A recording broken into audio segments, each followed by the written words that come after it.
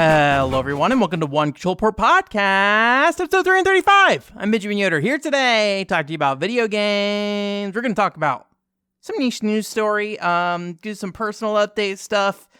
I'm going to try to make it brief. I know I've said I want to try to get away from the NFT stuff a little bit. I think they're interesting news stories as much as I think they're kind of dead in the water in terms of news, personally.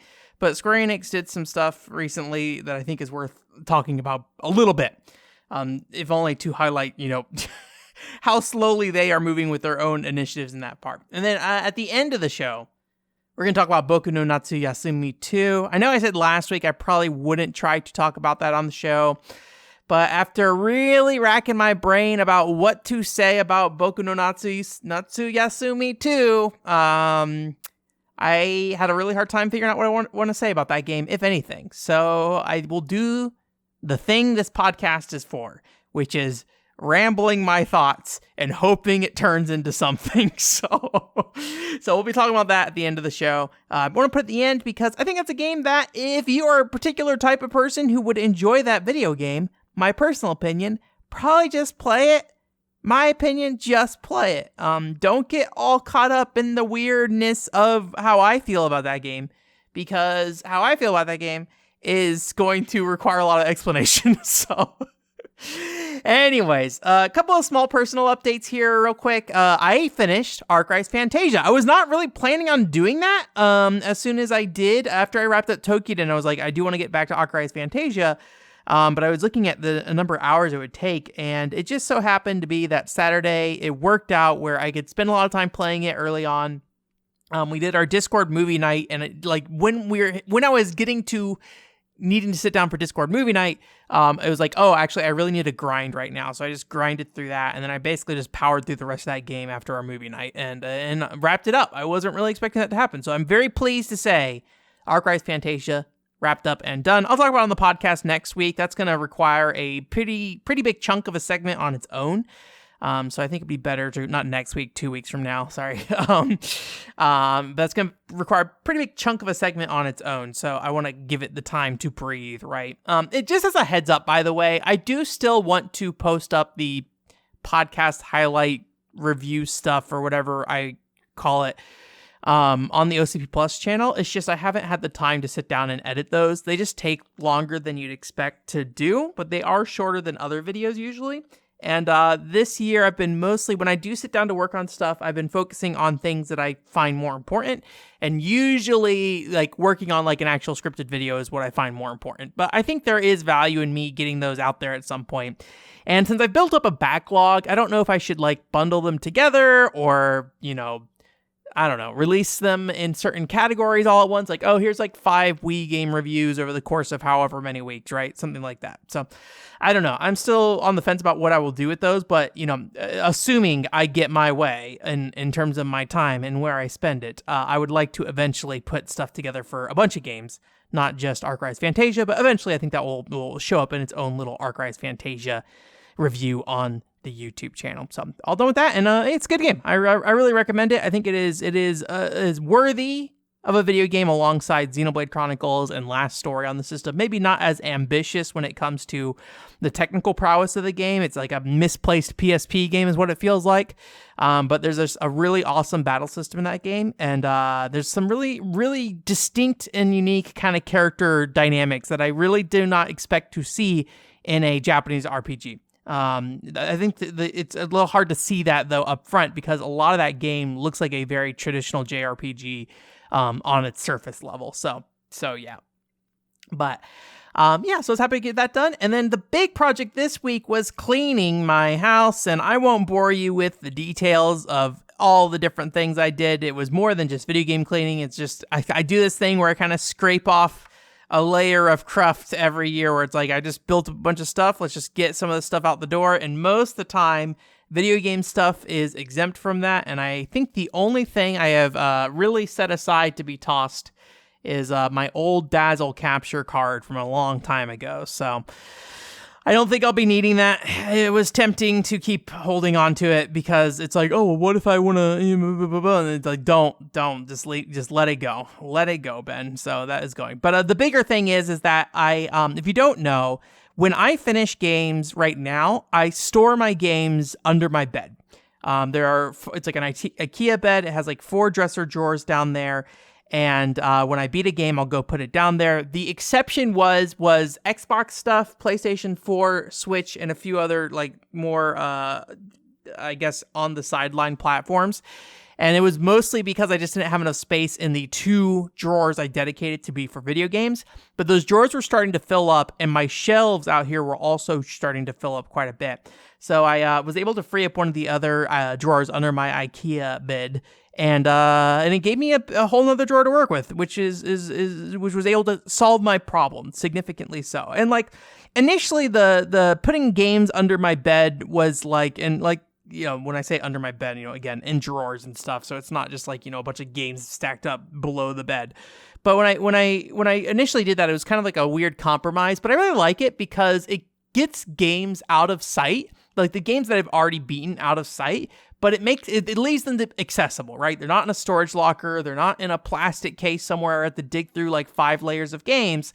It is there for me to grab, but it's also, you know, away, so I don't have to like look at it all the time. And the games that I do have out on the shelves are the games I want in my face all the time, because those are the games I want to, you know, continue to look at and explore. And, you know, I don't necessarily need to stare at my copy of Baten Kaitos, you know, every day of the week either. So I'm not going to talk about this, but like my copy of Baten Kaitos Origins finally got in, as well as my copy of Edo Zombie Uprising. And I also got a 3DS train driving game that uses FMV. But it's also like a 3D FMV as well, so it's kind of neat. But anyways, those finally came in after a long delay, but finally got those, and I put that Baten Kaitos game under the bed immediately because I already beat the GameCube ones, and I was like, I'm not gonna play these remakes. I just wanted to buy them to show that I like Baten Kaitos to the people who hopefully matter. I'm gonna guess it does not matter that I spent money on that thing, but hey, I feel good about it because I got my copies of Baten Kaitos for like $10 or $15, something like that. So yeah, I was really excited about that. And while I have another shelf or a drawer underneath my bed right now that I would like to clear out, it's currently full of game controllers, like backup game controllers. And I would need to find a good solution for that otherwise. And I don't like how that drawer is at the moment anyway, so it would be good to find a solution for that. And then that would open up the fourth and final drawer under my bed. But you know, the reality is that the rate of which I beat games, you know, it will be years until I fill up under that entire bed. So this solves my problem that I've been having for so long of just like, I'm running out of space in my bed, I'm running out of space on my shelves. And hey, guess what? There are more places you can store your clothes than under the drawer in a bed. I don't know why my brain never thought, I was like, why don't I just buy a dresser? So guess what I did? I bought a dresser. Anyways, and then before we get into the news, I just wanted to mention one other thing. I had a conversation with, it was in my gaming group again, and I recently posted about this on, well, maybe not recently, sometime this year, I posted on Ko-fi about this a little bit, but I have this problem with, maybe it's not a problem per se, but like, I keep finding when I talk to people, they often get like immensely confused about me playing the games I play, right? And I'm sure I've probably talked about this on the podcast before in some extent, but like, in that Babylon's Fall video I did, I think I kind of talked about the fact that like, it was very hard for me for a very long time to convey to people what I like about games, right? And I finally feel like I'm at a point in my life where I can convey that well, right? Or I could say, these are the things I like about this game. I do typically need to script it. I think when I'm just like rambling on a podcast, I do not come off as convincing. And I think a lot of people question the things I say, which I think is reasonable, right? I think it depends on how you're questioning it. But like, I think generally if you're just like, I didn't like offer you a completely sound, you know, understanding of a situation, I totally understand like being skeptical, right? But like when it comes to scripted content, I think most of the time, very few people really put up like fights against what I say. They'll at the very least acknowledge that like I don't agree with you, but I understand your point of view, which is kind of all I'm looking for. If anything, that is my preferred thing. I want somebody to show up and say, hey, I don't agree with you, but I get it. And that's really what I want. Like, I don't really want people like it's not that I don't want people watching my videos that don't understand, like that don't appreciate stuff already. But my goal, I think, is to talk to people who don't understand a lot of things, right? And those things, and reach them and at least, you know, give them some understanding of stuff sometimes. So that's always a challenge. But anyways, to get back on topic, I had somebody again bring up the fact that we were talking about like Mother or something like that. And I was like, yeah, eventually maybe I'll play Mother 2 specifically. So Earthbound 1. I've only ever played Mother 0 or the original Mother, which is Earthbound 0 in the US. And I was like, maybe eventually, like, I would like to. And like they're saying, well, you should just play games that you want to play. You know, you don't have to worry about like, you know, the video stuff. And I think there is some truth that like, yes, I think about like, you know, what matters in terms of like what I play, like what I can do with it after I'm done playing it, right?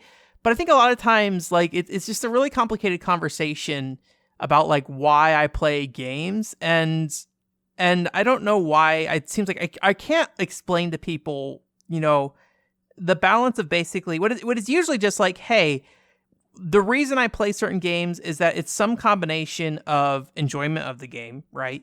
Like learning something about a game, and then also kind of exploring something new, right? That's kind of, and to some extent that's connected to learning something, and sometimes even sharing it, right?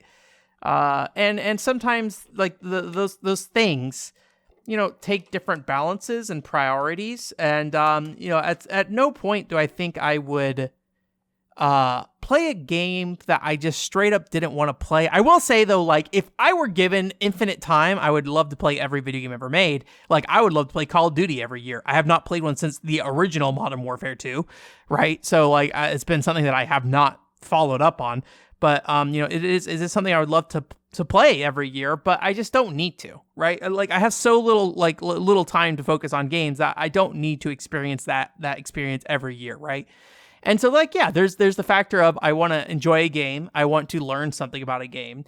And then I think there is also a factor of like what I want to do with the game afterwards as well. What do I want to communicate to people about it? And there's no one right answer of like what combination of elements get me to look at a game, right? But I don't really understand this like idea that people seem to continue to present to me that like you should only play the things you want to enjoy or you enjoy, and like every other element shouldn't matter. I don't know. It's really weird to me that I don't really understand that like line of thinking. And I try to explain that like, well, it's like I enjoy learning about new things. Like I reminds me like a little bit like how people feel about Last of Us, where Last of Us is a incredibly depressing game in a lot of ways, right? And how much fun do you have while playing Last of Us, I think is a mixture of things. But, you know, what fun is with Last of Us is not, you know, you're not having fun while watching that story per se, right? Or the way you're interpreting fun is very different than if you're playing a Mario game, right? And so, like, I guess to me, it's like, to me, it seems like obvious that it's like a different way of like enjoying something. Like I can enjoy things in different ways, right? And yeah, if it's just pure fun, you know, it depends on like what I'm looking for out of a game. There are games I like to play for pure fun. Like as much as I, you know, complain about Super Mario Brothers 3, you know, there are things I like to play for pure fun. Like I like Phantasy Star games. They're fun, and stuff. And I played a lot of Phantasy Star Universe and Portable 2 and Portable and stuff, because I just enjoyed them. And like, there wasn't anything new to really learn from it. I just like that. And, I do like I've played like 300 hours of a lot of shooters, and usually I'm not learning anything new when I'm playing a game for that long, right? So I don't know. It's just a weird thing to like have to grapple with, and I feel like I have this question come up with people all the time, and I guess I just don't get it. Like I don't get why they ask me this, and why like the explanation I give to them doesn't seem. They seem to have problems with the explanation I give to them, I guess, and I don't know how to like communicate with that, right? Like, I don't know what to say back other than just, well, this is how I like games. And they're just like, well, I just think you should play games you enjoy more. I'm like, but I play games I enjoy, right? And like, there's some special cases like Sparkling Feather on the PCFX where, I don't I don't think that's a fun game to play per se, but, finding how the secret ending of that game, because there's just like no resources online of how to get the secret ending. Like putting that puzzle together, as terrible as it was like, a big part of the fun, I feel like, of that game, or the enjoyment, I should say, because it wasn't necessarily fun, like I said earlier. But anyways, yeah, it's just one of those things that like, it just keeps coming up, and it comes up all the time. And I feel like the reaction of my explanation's always the same. So it's like, what is wrong with how I'm talking about this, right? And I don't know. And I don't get comments on the podcast usually, so I'm going to guess nobody's going to communicate with me if they either way through here. But, I just feel at a loss of what to do about that. And I think it's weird because like I feel like I can explain why I like games, but like explaining what makes me play a game is like the weird thing that people don't get. It's strange to me. It's so strange to me. Anyways, just a little thing I was like thinking about because I had a conversation with somebody, and just like I've had this conversation so many times, and I just don't know how to like convey it differently. Like eventually, I guess I should say something different. I just don't know what to say different though. Is the thing. I feel like I'm being pretty straightforward. So, anyways. Bend time over. News time started. Got a few different more niche news stories here, and one probably more bigger news story. But if you know me, you're like, Ben, you should probably have no interest in this. But before we get into that, Neptunia, the hit franchise featuring what is she? Is she like a Sega Dreamcast or something? I forget what she is. Neptunia. Oh no, the Sega Neptune. That makes sense. Or I think, I don't know. Don't ask me. I haven't played a Neptunia game. That franchise is getting the Sisters versus Sisters entry in that franchise coming to Xbox. It's also coming to Switch, I will say. So they announced the Switch version, but they're also bringing it to Xbox, and it's the first time Neptunia is coming to the Xbox. We always talk about like how Japan is with the Xbox, and like you have a lot of smaller developers who are putting stuff on Xbox, but it's very inconsistent. And, big companies like Square Enix are also very inconsistent as well with that stuff. But the thing that kind of just like jumped out at me specifically is, I guess, the narrative around Neptunia seems to be this is a franchise just slowly bleeding out. I don't know if that's actually true. That is just, I feel like the narrative that A, I have come to the conclusion to, and B, other people seem to come to the conclusion to. But they still continue to seem to make those video games, and I imagine they are developing them on a budget to hit a very specific audience, right? And as long as that specific audience buys it, they are in the good. But yeah, it's just I'd be curious to see if they're gonna really push multi-platform. Xbox, I don't think really matters in the Neptunia factor. But the Nintendo Switch specifically, I think, is something that, there's been Neptunia games on the Switch before as well, so that's not new. But I'm wondering if we're finally going to potentially move away from Neptunia being a PS exclusive initially. But I don't know, we'll see. This is a port of a PlayStation game that is already out, so this isn't bucking that trend, but it's slowly extended its reach out just a little bit further, so... The more popular news story I was talking about earlier, Pokemon Concierge. This is a Netflix little series where it's a girl who is working to be honest with you, like off the top of my head, I don't know if I could give you the definition of concierge, but she's working on like a little vacation island or something, or vacation boat. I don't know what's going on. But she's got a little Psyduck, and the whole thing is very, it's like, stop motion animated with dolls and felted Pokemon and stuff. It's very cute. I think it's a Netflix series, not like a Netflix movie. And I love the look and feel of it. And I'm not a big Pokemon guy. Pokemon Channel is my favorite Pokemon video game. So, that's already, if you don't know, that is already the starting point of where I'm at with Pokemon.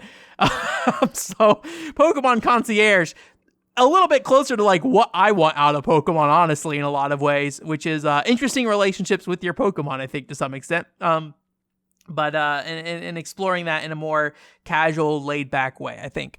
And I would really like to see this like concept be a video game. I just don't necessarily think that's ever going to happen. But the only problem is that like I don't use any kind of streaming services or anything like that, and I do not like subscribing specifically to watch one thing. So there's a good chance I will not see this initially, at least. But I think it's really cute and cool. And if you don't know, I really like little dolls and stuff. So seeing the characters in doll form move around and stuff is kind of neat and fun. So I'm curious if they'll sell any kind of like Blu-ray for this in Japan at the very least. I don't know what the Netflix situation is and like how much those actually get sold on physical copies later. I know Castlevania used to do it. I got like season 1 and season 2, I think, physical, but never watched season 2. So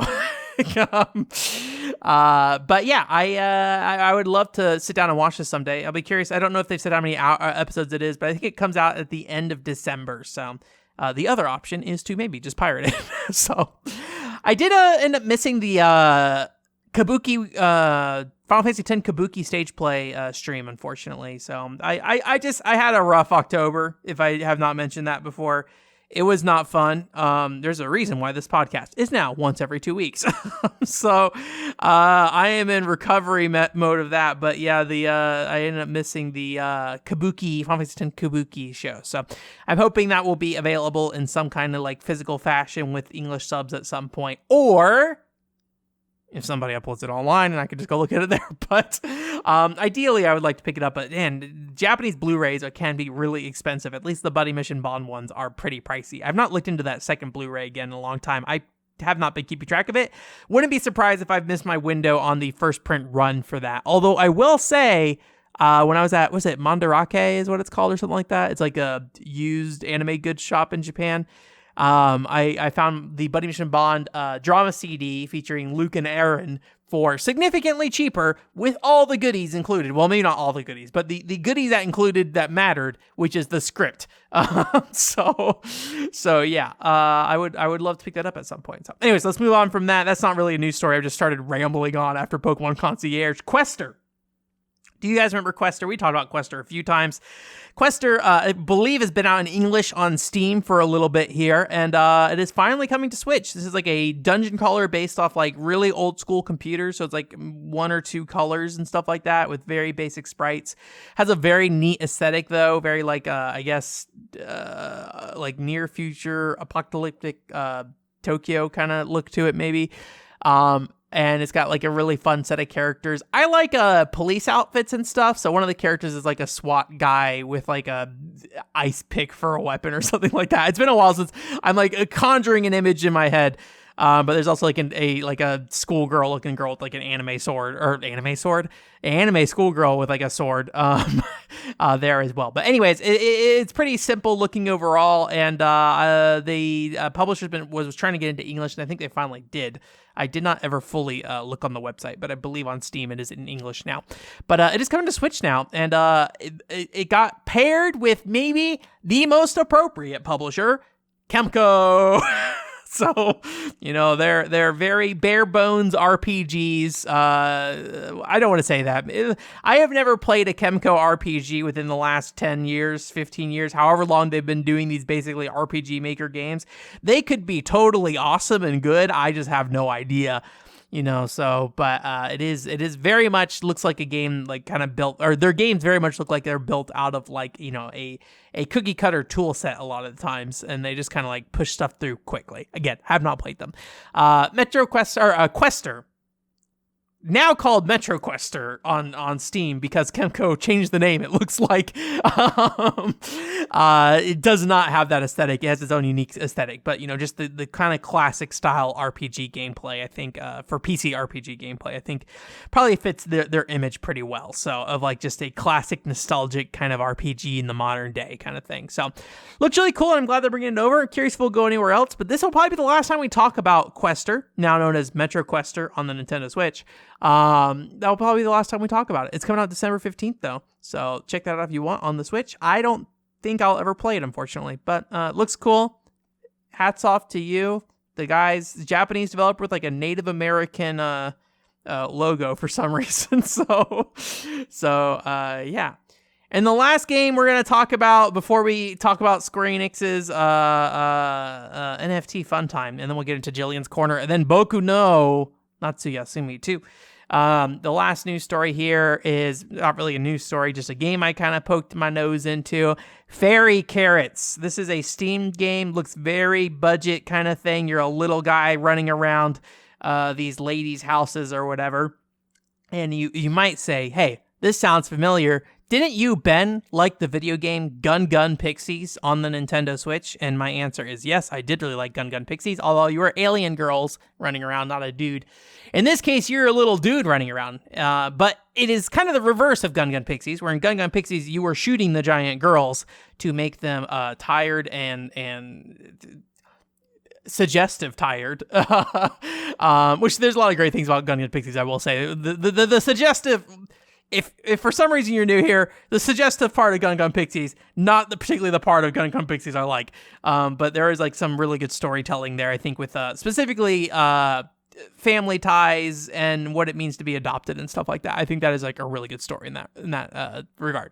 But anyways, this game is kind of the reverse, where you are just a little buff guy in like a bunny suit. Like it's not even really a bunny suit. It's like a thong that I think goes up over your arms, and then he has bunny ears on. I think is my memory. I'm not looking at it right now.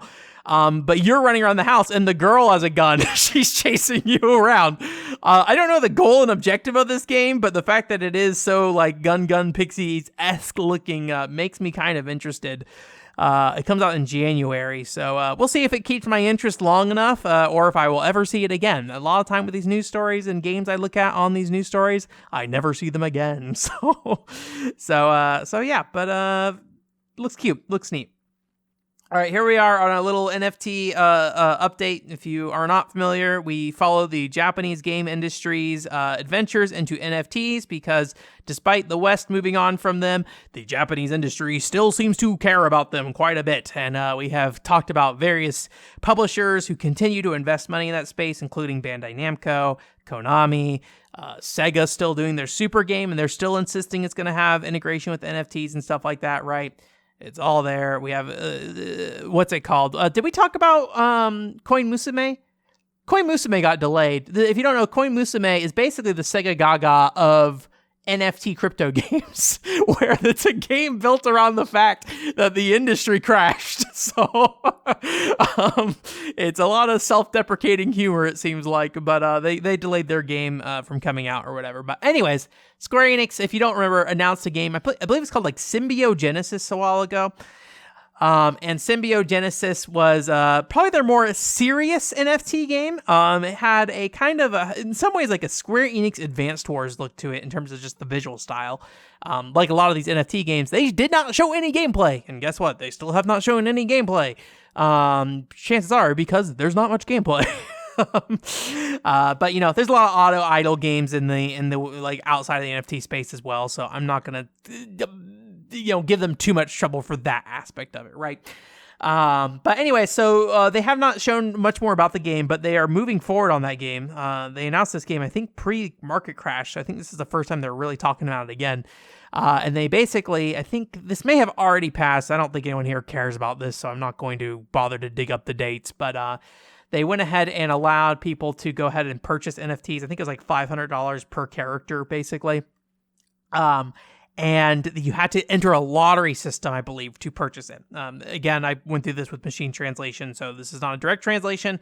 Again, I think the people who listen to this do not really care. So, like, if I get some of the details here wrong, I don't think we're in any real trouble here. But anyways, but yeah, there's like a lottery system. But how you get into the lottery system is you're like join their Discord server and answer quiz questions and earn points. And then once you earn enough points, if you're in the top ranking, you get the chance to buy NFTs. Which, I mean, lottery systems aren't anything new in what's it called? Japan. But I am really curious if the demand is there for a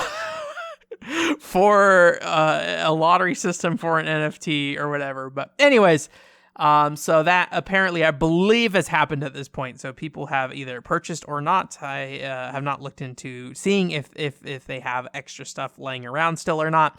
Kind of the big thing they said was that each NFT character in this game is going to have a story. What exactly that means is a whole other thing. I personally would not have a lot of confidence in the storytelling based around those NFTs, mainly because if you recall, when this game got announced, kind of the big thing that Western outlets kind of held on to when they looked at it was the fact that the characters that are NFTs are basically built from a template. This is kind of standard for NFTs where like an image will be built from a template a lot of times, or at least for NFTs in this kind of space. Well, they'll be built for a template, and they'll just kind of like swap out different parts and components kind of thing. And so they basically did that, but they didn't properly fit the hats to the different characters' heads and hairstyles. So their hair would just like stick through hats and stuff like that. Again, there are many video games in the world that have had clipping hair through hats. That is not necessarily a new thing. But you know, it was, I think, especially atrocious looking because it was 2D art rather than 3D character models, where I think 3D character models, there are challenges that come with that, right? And so that's why you might have a character whose hair would just like clip through their hat a bit occasionally and stuff like that, right?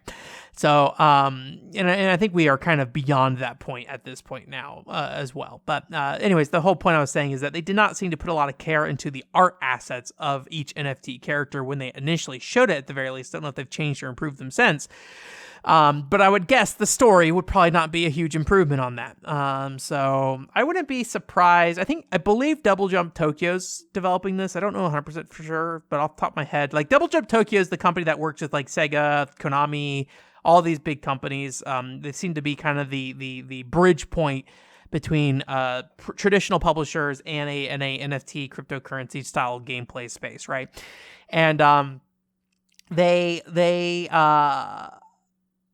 I forget why I was explaining who these people are, but I think they're involved in this project. I'm going to leave it at that. I don't remember anything else.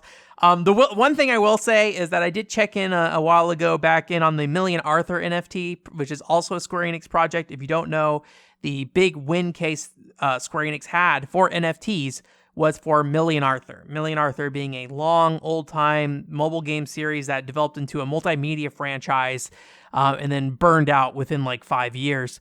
But it had a very successful webcomic series that was adapted into a web animated series as well. And this NFT game is based largely around that web series. And it seems like it has done very well. And when it initially got released, the NFTs for those got released, those sold out pretty quickly. So the Million Arthur NFTs are still number one online as far as I can tell. But, you know, obviously, what exactly does that mean? Does that mean they're profitable or not is a whole other thing. But it seems like Square Enix, at least within the line marketplace, seems to be dominating that space still. But I think given the amount of money Square Enix invested in this space, you know, I think they're just basically just sitting there and holding on to their pieces right now. And they want to be there in case the market changes. And it probably is not worth cutting their losses at this point. You know, given the minimal cost it probably is taking right now to build the games that they're building around this right now. So anyways, there's our NFT update. Hopefully the last one for a long time. I mentioned this before, but I'm kind of tired talking about the NFT stuff. There's just like not a lot to say about it. I think part of the problem with it is like we're no longer in a period of NFTs being like even if you want to give them the most charitable idea of like what an NFT can be and if it has value, right? I really sit there and look at it and I really can't see them having any short-term benefits. And I think it is a technology that if it can't figure out what it's doing now, it will have to figure out what it's doing later if it ever wants to hope to come back, right? And right now is not now, I feel like, for that. I think they're just kind of kicking around with what they have at the moment, So yeah, but you know, a lot of these companies dumped a bunch of money into this space, and I think they're just kind of stuck there. And the money they're spending on it now probably is a fraction of the money they spent on it years ago. But you know, they can't get that money back, right? They've lost that money, and so they just kind of, you know, it makes more sense to just hold on to it for now, I think, generally. So, all right, Jillian's corner. Then we'll get into our Boku segment. Jillian, thank you again, Jillian, for supporting us on Ko-fi. Jillian asks us a question. Did somebody else support us? I don't remember like if somebody in the last month. So I'll go and pull this up. But while I'm pulling this up, Jillian asked us a question. If you want to donate on Ko-fi, you can also ask me a question about anything you want. If you would like, I would be happy to answer them. It is 0 also donated within this last month. So again, Thank you, Zero, for your donation as well. Jillian, for your donation. I really appreciate that. Jillian asked the question. I almost read something from the NFT segment on accident. Do you think solely mobile consoles from Nintendo are over? Solely mobile consoles. I don't think so. I feel like it would be really hard to launch a portable on a console. I could see Nintendo's not selling a console that is immediately, or not selling a portable that's immediately also a console. I could see it being like, hey, if you want to buy the dock separately, here you go. But I think right now the use case of Switch is probably diverse enough that it is probably worth making sure that distinguishing factor is in place there. I'd be curious to see if there are any models that come out that kind of encourage one play over another. Like, kind of the thing with like the OLED right now is that if you want the benefits of the Switch OLED, you really have to be playing it portably. There's not that many benefits if you're playing on a TV, for that particular model at the very least, right? At least as far as I'm aware. Maybe it has OLED TV support and I don't know, but I believe it is only supported OLED for the well, I guess like it's not necessarily that like it needs support for OLED, right? Like OLED just inherently as a technology, I think improves image quality, even if it is the same image. I could be wrong. I don't know anything about TVs. Don't ask me anything about TVs.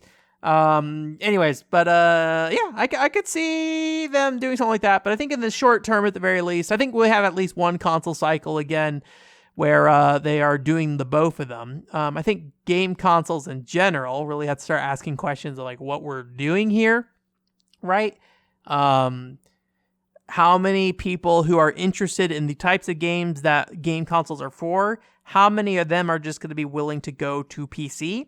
And then how many people who are not within that audience of who are going to PC will be 100% willing to go play streaming on a TV or something like that, right? I'm still a big believer that I think streaming tech works, just a matter of finding the right model for it. In my opinion, that like and this is like based off my opinion of playing PlayStation Now back in like 2015, right? Like this is before all the Stadia stuff. It just works really well. There are limitations, there are problems, but if people play Ocarina of Time on Nintendo Switch with the horrendous delay that thing had at the time when I played it when it launched with my nephew did not care. He was just having a good time playing The Legend of Zelda Ocarina of Time, right?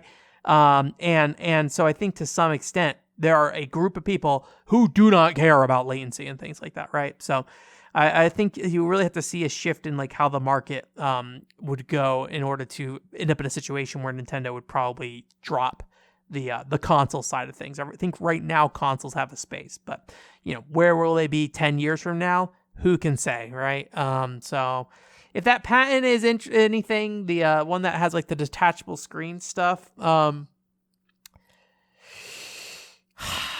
I don't remember if they mentioned anything about the dock on that, but if they are trying to push dual screen gameplay with touch controls, if they really feel like they believe that is something worth revisiting and focusing on, maybe in that situation they're like, hey guys, this is portable only. Please understand, right?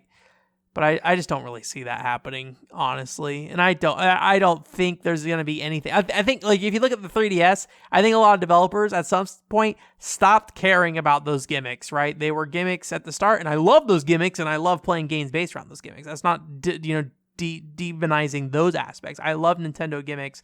I love hardware gimmicks. I love seeing how these games interact with those gimmicks, right? And that's a big part of why I still play DS games and Wii games, because I love finding new games that interact with those control schemes in new and interesting ways, right?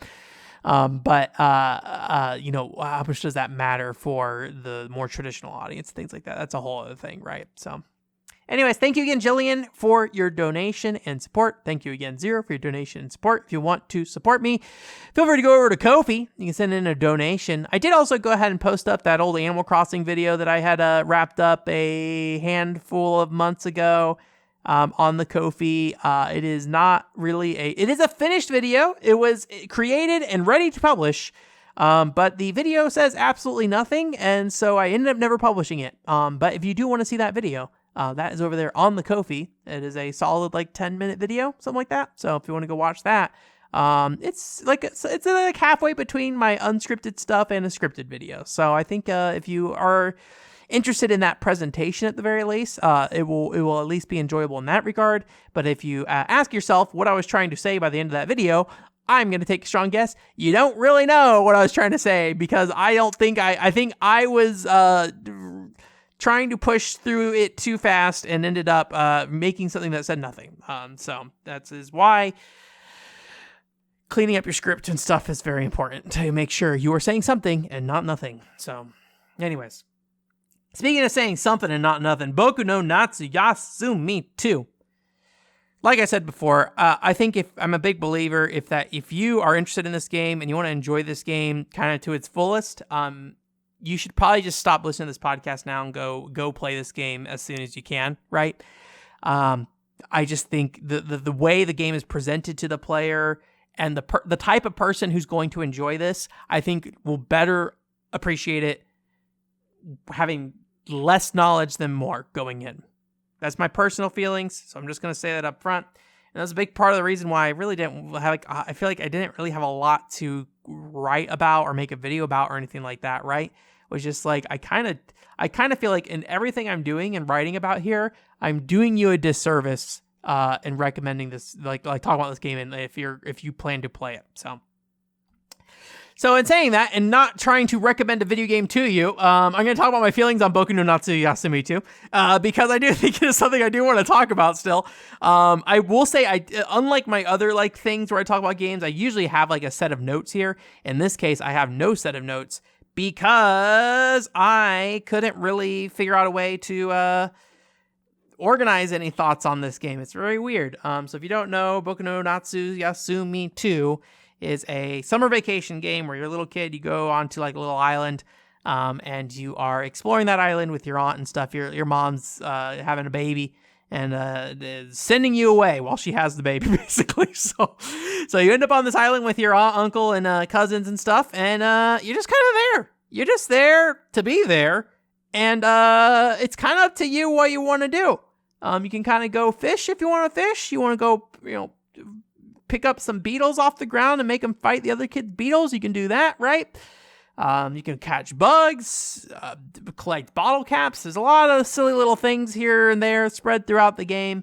But kind of the one truth, no matter how you plan to play the game, is that there is a limited time to each day. You only have so much time in a day. And there is a way that time mechanic works, but I'm not going to talk about that because I think it is a bad thing to talk to the player about most of the time. But yeah, the time element of it is something that I think is something you have to always be cognizant of, because you'll find is that as you play this game, you are not going to have a lot of options, or you're not going to have time to do everything each day. You're not going to be able to do the entire island's worth of stuff. And there are things that are time sensitive and things like that, so you're going to miss stuff. While that may not seem very important for fighting bugs and stuff like that, what it is pretty important about is interacting with the different people on the island and stuff. So you're on the island, you got to talk to all the people there, or you don't got to talk to you. I think you can ignore them all as much as you want. But ideally, when you're walking around, you're curious, you see somebody, you talk to them, and you start learning about their story and stuff like that. And if you don't know, Boku no Natsuyasumi 2 is kind of a part of a series of games by this company called Millennium Kitchen. And I have played Attack of the Friday Monsters. I'm guessing most Americans, or English speakers, have played Attack of the Friday Monsters if they have played any of these games, because that's the one in English. Although I think Shin-Chan got localized. Yeah, Shin-Chan got localized as well. I don't really know much about that Shin-Chan release though, but yeah, so what happens is in these games, or at least between my experience with Attack of the Friday Monsters and Boku no Natsuyasumi 2, is you are a kid going around just walking up to people, and you might ask a question, and then the adult will kind of talk to you. And I think the intent is that kind of because you're a kid and they realize you probably aren't going to know what's going on. They're happy to confide in you with their issues or what they're doing and things like that, right? So there's a lot of reasons why they will chat to you, and you basically get to see a lot of people just struggle with fairly normal human things a lot of times. There's actually maybe it goes a little out there in a couple cases where I was kind of surprised. There's one scenario in particular that just feels like weirdly out of place, but I it's fine. It's just kind of surprising by the end of it once you see it all kind of play out. But you just kind of go and talk, and you kind of just learn about each of these characters and their worries and stuff. And sometimes you'll help them with those problems. Sometimes there's not really a lot you can do to help them with their problems, right? If you're an old man worrying about being old and dying, as a kid, there's not a lot you can do other than just like, comfort and talk, right? And I think that is something that in that game, it does have that kind of development there. But it is a little different from like Attack of the Friday Monsters in that Attack of the Friday Monsters is a linear game as far as I can tell. And I believe in that game, there's not really a way for you to miss anything because I think the time of day is based off how you actually talk to people around town. And once you find the next story point, it advances you kind of thing. So that game is written in a way where I feel like every line of dialogue is basically expected to be read by the player, right? So they can tell kind of this story across this one game and make sure the player understands all of that. In the case of Boku no Natsuyasumi 2, you may miss chunks of story, right? And I don't really 100% understand how it works, like when you think about it mechanically and like what you miss and where you end up if you talk to them on later days. Like, are you starting halfway through the story? Are you starting is it the cutscenes in a particular order always, or can you kind of like skip past certain cutscenes and stuff, right? Like that, right? And but it just feels like it's written in a much more open-ended way where like they kind of are pretty okay with you just not talking to everyone for every dialogue scene that they need, right?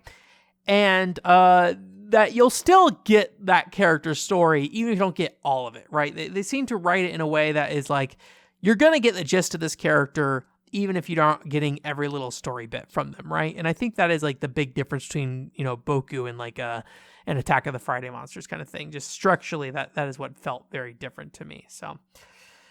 But, so I think that's, like, the thing that I thought was most interesting, but that's, like, in the context of Attack of the Friday Monsters, right? And kind of the problem with me and Boku 2, well, first, I guess I should say, I didn't talk about this earlier, I did do playtesting again for Hilltop, so disclosure on that. I was involved in the project for the fan translation, but I just, basically played the video game and made sure everything read all right? And it was actually a little harder with Boku 2 because how the dialogue in that game works, you can't really stop and look at text very well. So I often had to go back to my recording and look at it to try to see if there was anything wrong, which made it a much longer process. I probably spent much more time actually sitting there playing Boku 2 than I would have not being a part of the fan translation process of that, right? Again, I didn't really do anything beyond just playtest the game. So...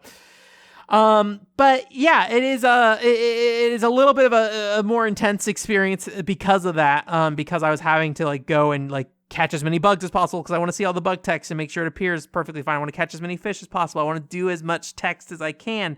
And like the text that I'm reading on screen, I need to make sure, is reading properly and stuff like that. Right. So it is a little bit more stressful in that regard. But because I know the people involved in the project too. But I mean, I guess the thing that's like the weird thing is like, Hilltop does take money through his Patreon. But like, that's not what you get out of it. Like you can play the fan translation no matter who you are, right? You can just go grab it. It's not locked behind a wall. It's more of just like, if you want to know more about the development process, I think is what he kind of locks in the Patreon. So it's like, I don't really know. I guess like it's, in some ways he gets money from it, but it's from like a side thing of just like, I'm poking at this video game. So I don't know. But I think it's worth mentioning just because there is some kind of money involved, but none of it's given to me. So I am not in the pocket of Hilltop, I guess. Corrupt Hilltop, sending me money to play Boku 2. No. But yeah, I just want to, clarify that because I have a journalism background and I'm dumb.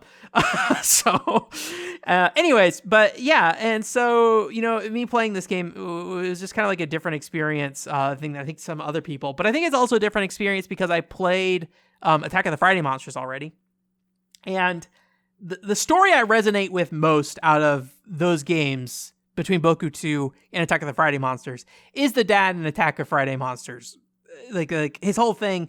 I mean, if you don't know, and you can maybe see why this resonates with me, it is basically a story about a dude who gives up like basically his passion for his family. And then, as time goes on, he ends up needing to re-embrace that passion to help his family. How that plays out in Attack of the Friday Monsters, I won't get into. But that is his story in my eyes, my interpretation of it.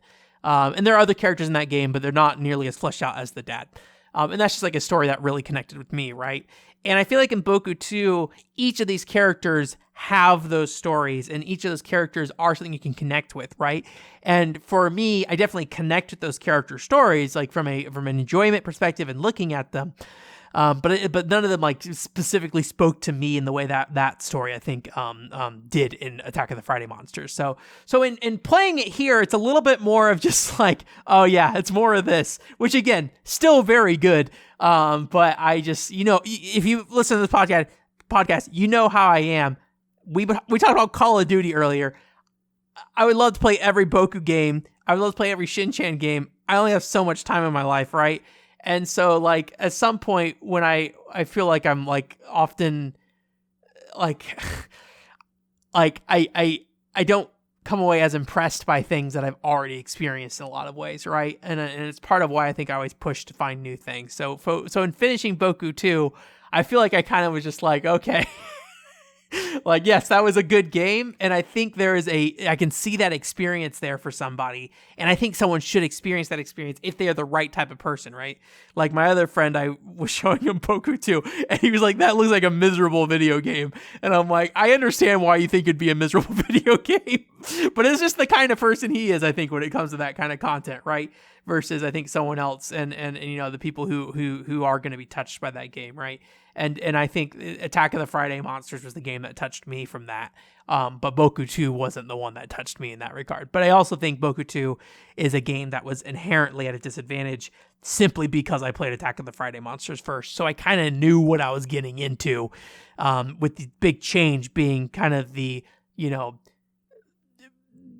ability to miss things and how that affects how story points play out and things like that, right? So anyways, I really have a hard time communicating anything about Boku 2 otherwise, I feel like, because it is just something I think you just got to kind of, it's less of a video game and it's more of an experience, in my opinion. And that's interesting in its own way. It's a great game. I think you should play it. But I guess, like, it's just hard to really talk about, like, in ways that are interesting as a video game. Like, I was going and reading other people's articles and stuff, and I think, like, how a lot of times other people integrated those kind of elements into their article is like, we're going to paint a picture of what this video game is to you while we tell you about this video game, right? And I think that is the best way you can approach reviewing a game like Boku 2, right? We're not doing a review of Boku 2 right now. There's like a lot of little things here and there I don't really care about getting into. Again, I think this game's an experience, and if you value that type of experience of like, hey, I'm going to go chill summer vacation style on this island for a little bit, I think that those things do not matter. But the things that are the hiccups. But it is just like something that I think is really hard to talk about as a video game. And for me, myself, I talk about video games often as video games. Not always, but most of the time. I'm trying to think of too many situations where, like, I think Buddy Mission Bond video is like the one I feel like I extrapolated the most out of, where I'm just like, I'm going to go deep into these character stories, which not necessarily are part of, they're a part of this video game, don't get me wrong, but they don't relate to how this video game works, right? I mean, they do. Let's not get into that. I'm sitting here like sabotaging my own point here, but it is just a little bit harder to talk about than like, here's how the mechanics of this video game work. Here's Boku's brake meter, and how does the brake meter work, and why is the brake meter fun and interesting, right? How is Boku's brake meter interesting? Although I guess with the bug stuff, you might be able to say the bug stuff has a brake meter. Stamina meter's the better. Actually, stamina meter's the way that it would be for that. So. But yeah, and so it's like really hard to know how to talk about that. And there's like that one big long 6-hour action button video that I will never watch in my life. I appreciate that it's exposed so many people to the Boku no Natsuyasumi franchise, right? But the thing I hear from that video is that it is more about the guy who does the video, his like childhood experiences, right? And I think that is probably the way you talk about this game. if you want to really like resonate with people and connect with the right people and give them the right idea of what they need to be thinking about going into Boku 2. Again, I say this without having watched that video and never will having watched that video. I just don't have time for a 6-hour video about that. Although I think it's about the whole Boku franchise, or maybe specifically the first one actually. But yeah, so it's just one of those things I just really had a hard time finding words for. And I just don't know where I would ever put together like clear and consistent thoughts about it. The one thing I did do, I wrote an article about this briefly, or a draft of an article, I should say, and I don't know if I want to publish it or not. One thing that I heard some people talk about with Boku is that it's like a nostalgic adventure, and I don't know if it's because of how my memory works, but I don't really have nostalgia for that game. And I think to some extent people will be like, oh, well, yeah, because it's a Japanese fishing town. What were you, a kid at a Japanese fishing town, right? But I think what people mean when they say nostalgia in Boku is that feeling of, going and visiting family for an extended period of time, right? And sometimes without your parents. So you are in this other family just there, and you're just kind of there with no obligations, nothing that you're like really need to do. You just got to spend your time, right? And so I think there's like some connection and value that people have with that. But like, and I had those moments growing up, but like the way my memory works is that like I have, and it's weirdly enough kind of similar to Boku's like picture diary actually, where it's like I have a picture of something that happened, or a picture, not even something that happened, but like, hey, I visited my grandparents that one year or something like that, right? And when I bring up that picture, I see the environment that I was in, right? I don't see the people there. And with that picture in my head, I get a brief bit of text that says, I was visiting my 3 uncles and they had a cat. Again, no visible sign of what those things are, what they looked like, where they were positioned. There might be details that say I was up there with my uncles and we all were playing Nintendo 64 together. And that might tell me, what that informs what was happening in that situation, but I don't see it, at least without making up an image of what that would look like. But I don't see the memory of that, right? And Boku has a moment that I feel like feels similar to that. I mean, the picture book thing is one thing, but I think more importantly, there's like this stick that's like out on the dock, and you can go look at it. It's a post actually, and it's just like you see it from this like weird angle. It's supposed to be like big and foreboding, and I think the intention of it is not the intention that I appreciate it for. I think the intention is to just show you like, hey, you're a kid, and when you look up at this post that is a normal post in normal life, it looks huge because you're a kid, right? But that feels very similar to how my memory works, where like it is just like I have this very specific image of something, and I have an association with it, but that is the only thing I remember is this first-person view of this particular thing. And in the case of that stick, it's actually a little bit more developed than probably, what I would see in my head. What I would see in my head would be often very normal. I'm thinking about like, I was at my grandpa's house in North Carolina, and I can like imagine like the carpet, like I was standing by the bed, and there was a Crossfire game on the ground, and I can see the bed, I can see the carpet, and I can see the Crossfire machine. Again, nobody else there. I'm not there. Like there's no limbs, no nothing, no feeling. There is just those facts, right? And that looking at that stick reminded me of that. And so that like that was like maybe the one nostalgic thing for me of just saying like being like this feels like how my memory works, is just seeing this very, very specific thing from a first person view, and that's it. There's nothing else. It's just that stick you're staring at. So anyways, like I said, I didn't really have any goals coming into this with Boku. I don't really know what that was. I don't know if it is anything, but there are my thoughts on Boku too. Again, I think it's an experience that you should play if it sounds appealing to you. I think the more you treat it like a video game, probably the less interested you'll be. But it did kind of put me in a position where I don't know if I want to play Shin-Chan anymore. I feel like I maybe got what I needed out of that series of games at this point. So Natsumon's a little different because it's open world, but I think the thing that I feel about that is that like I can say open world being like, oh, that's the big difference, right? Where it's like a behind the back 3D view exploring the city and stuff. But I I don't inherently view open world as a positive thing. I view it as a trait of video games, but I don't view it as a positive trait per se. I probably have more negative associated with it, but I don't necessarily immediately think every open world game as a negative. It's only when I see elements of open worlds that look disappointing, and nothing about Natsuyasumi from what I saw, which is the latest game from Millennium Kitchen, looked like it had the negative of an open world game, but the fact that it's an open world game doesn't really also get me excited either. So yeah. But anyways, that's going to be it for this week. Thanks for coming. OneTrillboard.com is the website. Like I said, if you want to see a video that I put together about Animal Crossing that has no real goal or direction, that is up on the Ko-fi page. It is free for you to view, but if you do want to donate some money, I would appreciate that. I appreciate you guys who support me. Anytime that happens, it definitely gives me more incentive to try to push things forward and make some progress on that stuff. So, but it's slow going still. It is one of those things that it is just unless I really commit to something, I'm not gonna fight my way through something in the course of a weekend. So it's been baby steps, working on that Xenoscript skill, still working on the Final Fantasy 11 video still. Had a lot of ideas that came to me, and a lot of them are gonna let them go for now because I just want to make sure that I pace myself on these other things and don't feel the need to rush through them to get them done. So we'll see how that goes. I think hopefully next week we'll be back with some Arc-Rise Fantasia talk. I'm really excited to talk about that game. It's a really cool game. And we'll check that out. And then otherwise, hopefully no NFT talk next week. Again, a little tired of talking about NFTs. Maybe we'll talk about Boku no Natsuyasumi too again. Well, who knows what will happen? Maybe Boku no Natsuyasumi NFTs. Boku no NFT. That's going to be it. OneTrillboard.com's website. You guys have a good week. Bye. 2 weeks. Bye. Oh, get Thanksgiving as well. Bye.